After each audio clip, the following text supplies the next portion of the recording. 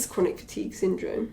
Well, it's basically different for everyone, as I've just said. So in the same way that the symptoms differ for everybody, so do the causes. So there's a plethora of different things that cause the body to not make enough energy. One of those is reactivation of a virus, for example. If people, similar to something like long COVID, if you have a virus in the system that your body is failing to suppress, then that will cause ongoing fatigue symptoms and other problems in your body.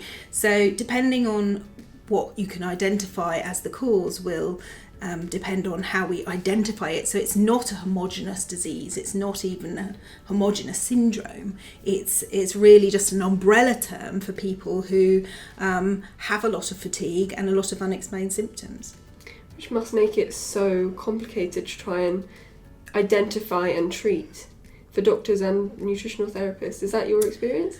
Well, for doctors, yes, I think it is, because they're not looking in the right places. I think for nutritional therapists, it's an awful lot easier because we have all sorts of avenues that we can explore, and we have lots of functional testing that we can use to find out what's really going on, what the underlying factor is, because people don't have chronic fatigue syndrome as such. They have some other imbalance that needs to be supported, and we need to find out what that is. So looking for the cause of their fatigue is absolutely crucial to providing the right kind of treatment. What are some examples of those kind of causes that can crop up when you find them and you're like, right, this is the answer, we found it, bingo?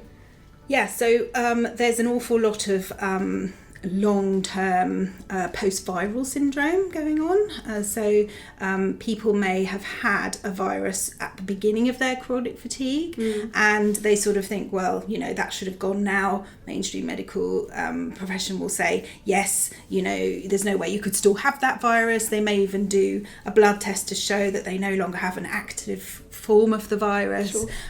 But yet they're still having the symptoms. So that is one possible underlying factor. So like long COVID, for yes, example. like long COVID. And in fact, long COVID is in a way starting to put CFSME on the map because of the amount of people who are dealing with it and the resources that are now being put towards it because it's affecting so many people. But what you have to look at, and that's just one subset of causal factors for CFS, is why is the person not able to get rid of that virus? Why is person A have the virus for a few weeks and then it's gone, and person B is having it at a low level for months or years? And that comes down to the constitutional health of the person. So the sorts of things we're looking at in nutritional therapy are, what is keeping their immune system from actually beating this virus? And it's the same if it were to be a bacterial infection, perhaps something like Lyme's disease, for example. Many cases of chronic fatigue are triggered by Lyme disease. They may have some treatment or they may not have had it diagnosed, and then it goes on to sort of go rogue in the body. And if their immune system isn't able to keep it in check, again, they will get symptoms for months or years. So there's sort of a trigger and then there's an underlying issue. But there isn't always an infectious trigger. Okay. So it's even more complicated than that. So for some people, they may have constitutional issues which maybe start in childhood, and those issues kind of get worse over time. So perhaps if they have a food allergy, food intolerance, or some sort of problem that's affecting their gut health, that can sort of progress with time and sort of really suppress the immune system, but also stop the absorption of nutrients and things that they need to make energy. So that's sort of like another area to look at. And then we have areas like psychological trauma, which can also be very, very triggering and influential in many cases. So you really have to look at the whole person. You have to take a really, really in-depth case history of all the physical symptoms, but also find out a lot about what was going on emotionally for the person around about the time it started and sort of from childhood onwards, really. Mm-hmm. So people that try to find a sort of cure for chronic fatigue in general, they're looking for the wrong thing. I think they are looking, sort of barking up the wrong tree, basically, because what you have to accept is that people are, biochemically individual. They're individual in their genetics, they're individual in their life experiences. So there's so many factors that make each person unique, and that's where nutritional therapy can be really successful at looking at this person through a holistic lens and unpicking how did they get to this point where the chronic fatigue sets in. And so if there is a sort of, I appreciate that the trigger might not necessarily be viral, but a trigger, whatever it may be, food intolerance or whatever, and then a sort of underlying constitutional thing, should people try and fix the trigger first or the underlying constitution? What's the way around? It's very individual, depending on what kind of symptoms they're experiencing and whether you think that, you can quite quickly identify an infectious trigger that you want to work with.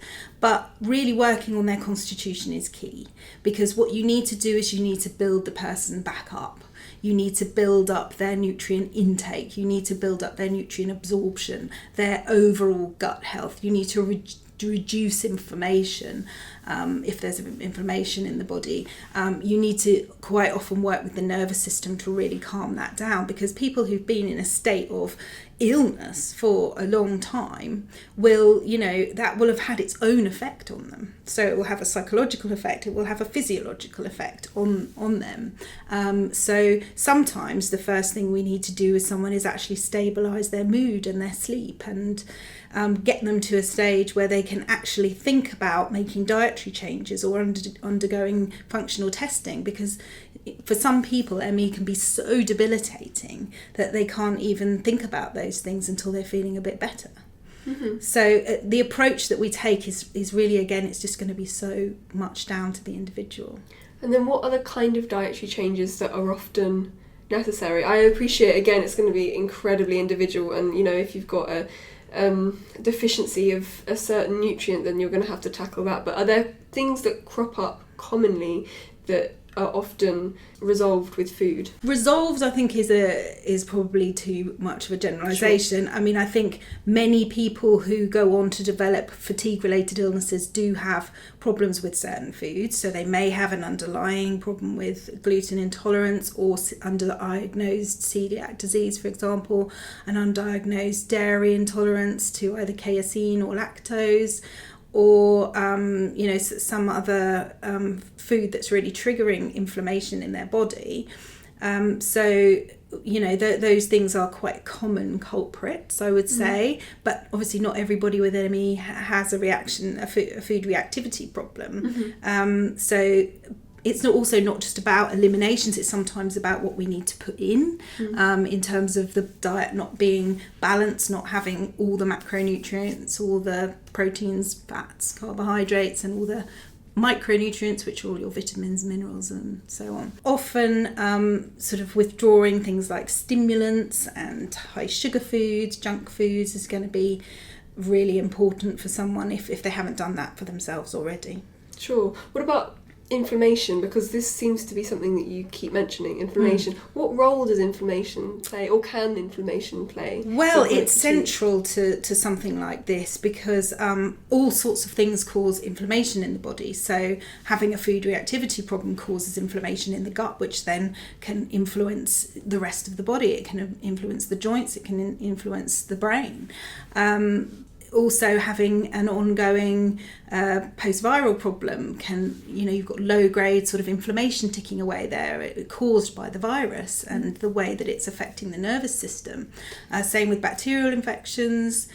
And also stress can be very inflammatory to people as well. So there's lots of things that are sort of firing up inflammation, and inflammation is one of the things that cause lots of the symptoms of chronic fatigue syndrome. I mean, one of the central things that has been looked at, the reason that people get so tired, is problems with the mitochondria. So this is the energy producer.